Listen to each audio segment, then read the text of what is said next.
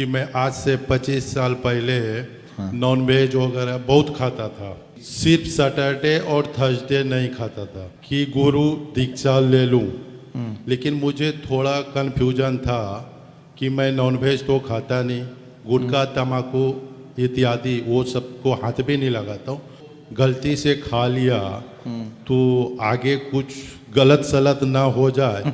और जो मनुष्य प्याज लहसुन से डर रहा है और वो व्यक्ति ये कंफ्यूजन में अभी आज मैं दीक्षा नहीं लिया। शुभ कार्य में विलंब न करके, गुरुजी मेरा लड़का है बड़ा वाला, दिल से कृष्ण जी का भक्त, वो इतना पूजा पाठ करते हैं और नॉन वेज वगैरह नहीं खाते हैं। उसकी माता वो जबरदस्ती बोलती खाओ थोड़ा दिन तक, उसके बाद छोड़ देना। अच्छा तुमको क्या लगता है तुम्हारे घर में भोजन? क्योंकि मुझे नहीं पसंद किसी को बेचारे को मार के खाना, तो मेरे को इमोशनल ब्लैकमेल करती है मेरी मम्मी और बोलती है अपने भाई को देखो बचपन से खा रहा है बेचारा, ऐसे छोड़ देगा चिकन को तो कैसा लगेगा उसको। मैं कोटि कोटि प्रणाम।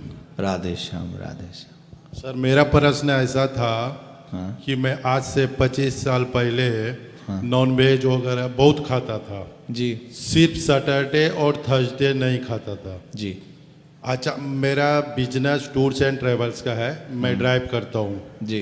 तो गाड़ी चलाते चलाते मुझे एक दिन ऐसा लगा कि ये बिल्कुल गलत है, किसी का हत्या करके खाना नहीं चाहिए। मुझे किसी ने कुछ कहा नहीं कि नहीं खाओ, पर सडनली मुझे दिमाग में आया। उसी दिन से मैंने आज तक 28 इयर्स हो गया उसे हाथ भी नहीं लगाया। क्या साल के हो भैया? मेरा सर 47 रनिंग चल रहा है। क्या साल के ड्राइविंग कर रहे थे?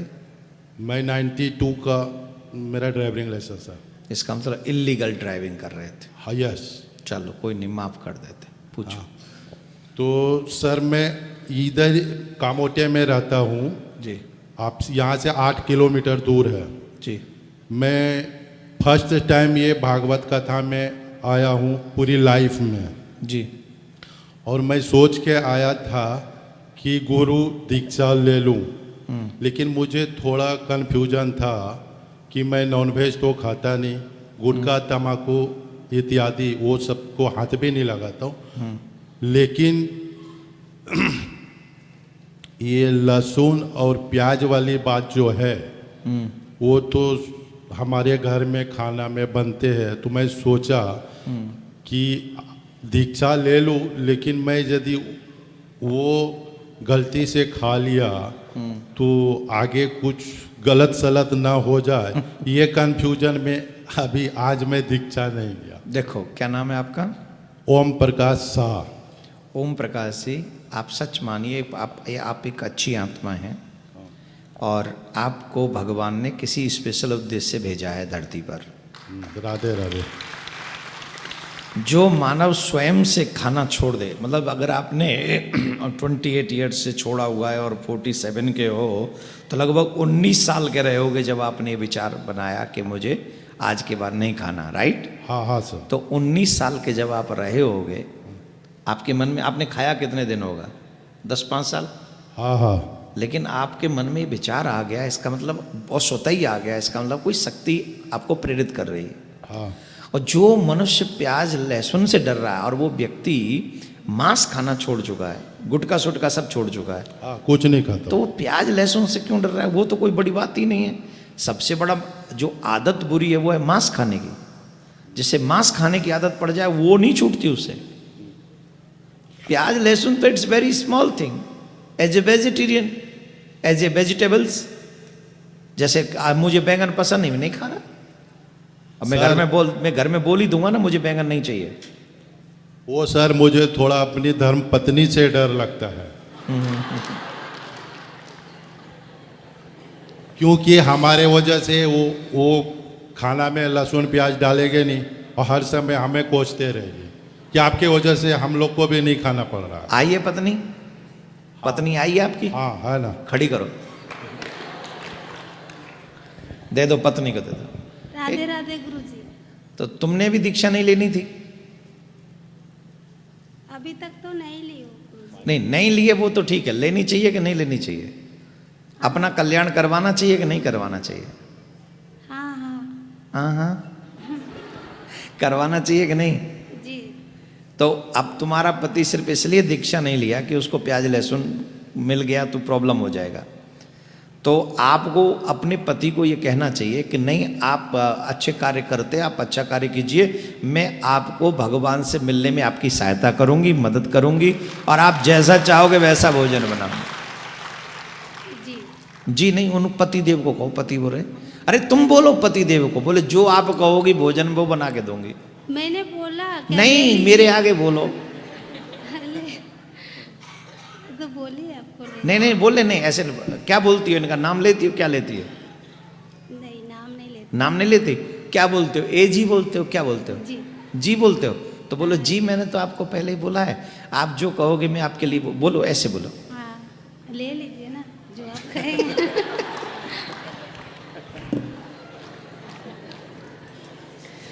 कितनी अच्छी पत्नी मिली है आपको, और आप इससे एवं डरते हो। कितनी प्यारी सी गुड़िया सी आपसे बात कर रही है, जी ले लीजिए मैं आपको वो बना के दे दूंगी। नहीं गुरुजी, जब ये गुस्से में आती है तो बात ही कुछ और होता है, फिर क्या क्या नाम से मुझे पुकारती है वो मैं बोल नहीं सकता। नहीं नहीं, अब यही मत बोलो, पत्नी भी हाथ फैला रही, पीछे हाथ फेर रही, नहीं बेटा ऐसे मत कहो, यहाँ मत कहो।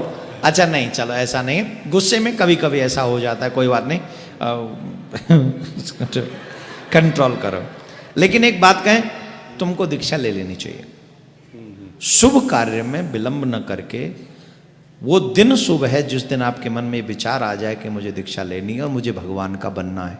47 निकल गए और कौन कितने दिन बचेंगे कौन जाने।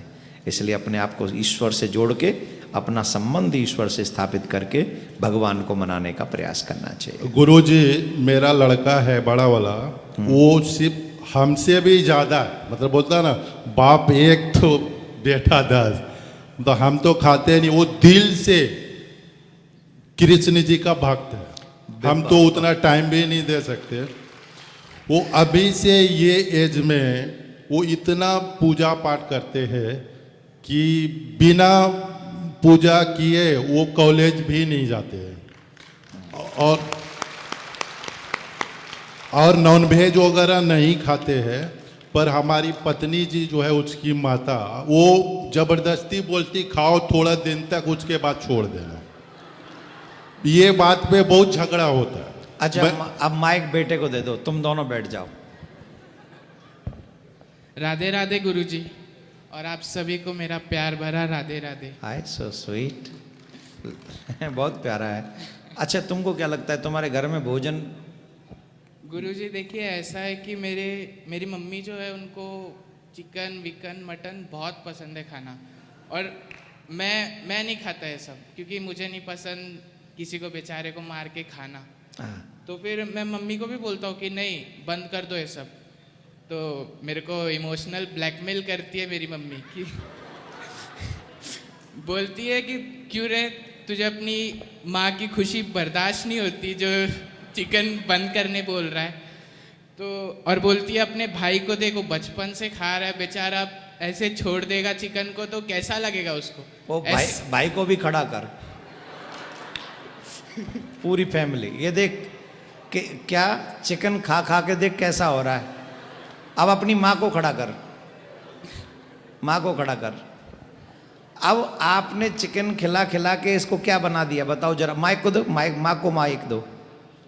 नहीं पकड़ो, तुम का श्रवण कुमार समझिए उसे, बताओ इसको क्या बना दिया आपने। वो छोटा है और जो नहीं खाता उसको देखो, और दोनों के चेहरे पे तेज देखो किसके पे ज्यादा है। फिर मां कैसे हो आप ऐसी मां? तुम भाग्यशाली हो कि तुम्हारे पास ऐसा बेटा है जो तुमसे कहता है कि मैं ये चिकन विकन नहीं खाऊंगा, वो भी आज के युग में।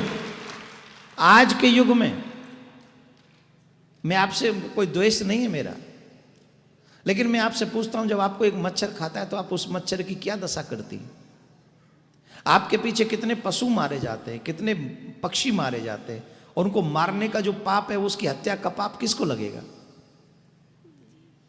एक गलती में खुद खा के कर रही हूं, दूसरी गलती में उस बच्चे को भी खिला रही हूं, ये महापाप हो गया। इन बच्चों का क्या कसूर है?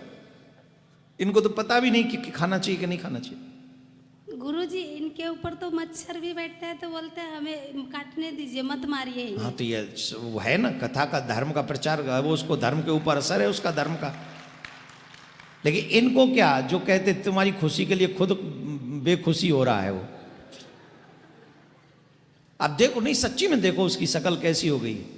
और ये मांस खाने वालों के चेहरे पे कभी तेज नहीं हो सकता, ये ध्यान रखो। और मांस खाने वालों को ज्यादा बीमारी लगती है, ये तो साइंटिस्ट, नासा के साइंटिस्ट मान चुके इस बात को, औरों की तो बात छोड़ दीजिए। अगर माँ हो ना तो अपने बच्चों का कभी बुरा मत करो। मांस खाना बुरी चीज है, मांस खाने से शरीर भी खराब होता है, मांस खाने से कर्म भी खराब होता है। इसलिए आज अभी इसी समय त्याग करो। चाहे दीक्षा, मैं नहीं कह रहा दीक्षा लो, बैठो आराम से जो करना है करो, लेकिन मांस और प्याज लहसुन, घर का आहार शुद्ध कर लोगे तुम्हारे घर में खुशियां रहेंगी। घर का आहार शुद्ध नहीं हुआ तुम्हारे घर में कभी खुशियां नहीं आ सकती। पैसा बहुत आ जाएगा, खुशियां नहीं आएंगी। इसलिए माँ बाप होने से कोई बड़ा नहीं होता, जिसके विचार अच्छे होते वो बड़ा होता है। अगर पीछा करना है तो इस बड़े बेटे का पीछा कीजिए, जैसे जैसे ये बताए वैसा वैसा कीजिए, आपके घर में खुशियां आ जाएंगी। ठीक है, धन्यवाद, बहुत बहुत साधुवाद। दे दो माइक। गुरुजी मेरा एक सवाल है कि ऐसे बहुत से लोग हैं इस कलयुग में कि जो सनातन धर्म को नहीं मानते, उसकी मतलब बेइज्जती करते, सनातन धर्म के देवी देवता की मतलब उनका रिस्पेक्ट नहीं करते और बल्कि कुछ भी कह देते। तो मेरा क्वेश्चन ये है कि तो हमें उस टाइम पर क्या रिएक्ट करना चाहिए? क्या हमें उनको जवाब देना चाहिए या फिर शांत रहना चाहिए? सब कृष्ण जी के ऊपर जवाब तो यही देना चाहिए कि जो तुम्हारे, हमें देना ही चाहिए जवाब। हम हिंदुओं में, सनातनियों में एक ही प्रॉब्लम है, हम जवाब नहीं देते हैं, इसलिए लोग ज़्यादा बोलते हैं। और देखो संविधान में, भारत के संविधान में सबकी भावनाओं का सम्मान लिखा है, लेकिन सबसे ज़्यादा हमारी भावनाओं का अपमान होता है।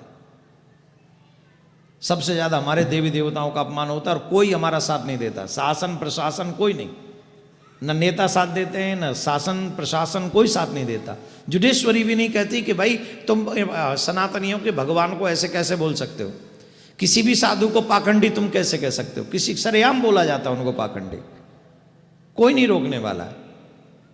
उन्हें गालियां देते हैं लोग, भगवान की मूर्तियां तोड़ते हैं लोग, उन्हें कुछ नहीं कहते। इतनी भी सहनशीलता कोई ठीक थोड़ी है, ये सहनशीलता है। हमारे माँ बाप को कोई आके मारे, हम कहे भैया ठीक है अब तुम मार रहे हो तो मार लो, चले जाओ, ये बात है कोई?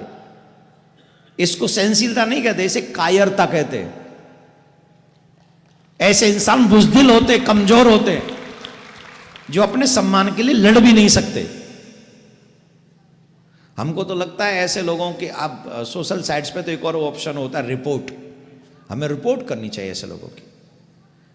अगर रिपोर्ट करेंगे तो अगर 10-20 जगह से उस अकाउंट की रिपोर्ट हो जाएगी, वो अकाउंट बंद हो जाएगा, उसे दोबारा बनाना पड़ेगा, फिर उसकी रिपोर्ट करो।